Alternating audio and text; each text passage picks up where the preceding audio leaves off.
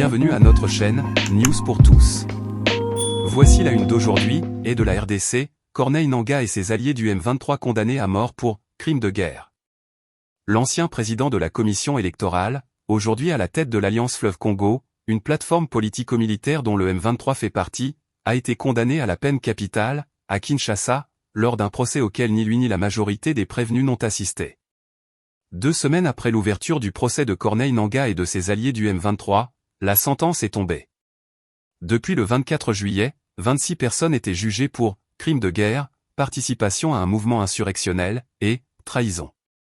Seuls 5 accusés étaient présents au tribunal, qui siégeait à la prison militaire de Ndolo, à Kinshasa.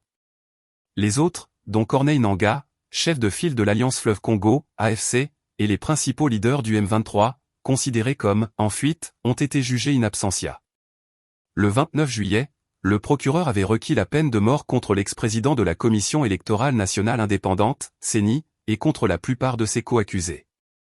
Lien avec le Rwanda. Le verdict a été rendu le 8 août, en présence de Constant Mutamba, le ministre de la Justice. Corneille Nangaa et les principaux leaders du M23 ont été reconnus coupables et condamnés à mort.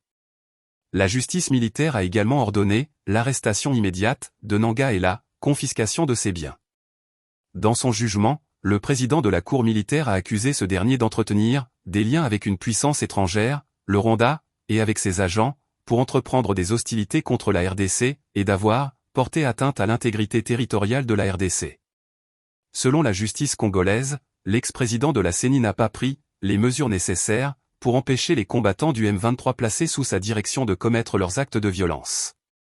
Bertrand Bizimungu, le président de la branche politique du M23, et Sultani Makenga, le commandant militaire du mouvement, ont eux aussi été condamnés pour crimes de guerre.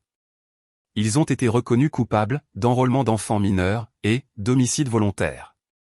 17 autres prévenus, dont le major Willy Ngoma, porte-parole militaire des rebelles, ou encore l'ancien député Jean-Jacques Mamba, ont été condamnés pour le même motif. Les 5 prévenus qui étaient en détention ont, quant à eux, été condamnés à la peine de mort pour trahison et participation à un mouvement insurrectionnel. Parmi eux figure Éric Nkuba, le conseiller politique et stratégique de Corneille Nangaa. Il s'était affiché à ses côtés lors de l'annonce de la fondation de l'AFC, en décembre 2023, à Nairobi, puis arrêté en Tanzanie un mois plus tard. Devant les services de renseignement militaire congolais, il avait ensuite cité les noms de plusieurs soutiens présumés de l'AFC, dont celui de l'ex-président Joseph Kabila, que Félix Tshisekedi a récemment accusé de préparer une insurrection. Logé par Muhoozi Kainerugaba. Ce verdict intervient alors que les rebelles et leurs alliés de l'armée rwandaise ont, ces derniers jours, pris le contrôle de plusieurs localités dans le Nord Kivu, malgré l'entrée en vigueur d'un nouveau cessez-le-feu le 4 août. Pendant 2 semaines, les prévenus présents au tribunal ont livré quelques informations sur le fonctionnement du M23. Éric Nkuba a notamment expliqué que, après la création de l'AFC, lui et Corneille Nangaa s'étaient rendus en Ouganda, où ils avaient été logés dans des appartements appartenant à Muhoozi Kainerugaba, fils du président Yoweri Museveni, par ailleurs, chef de l'armée ougandaise. Un autre prévenu a affirmé avoir rencontré Corneille Nangaa à Kigali à plusieurs reprises lors de réunions de planification d'opérations de l'AFC. Je ne reconnais pas les institutions de Kinshasa, et ce qu'ils font là-bas ne m'engage pas, a réagi l'ancien président de la CENI, contacté par Jeune Afrique.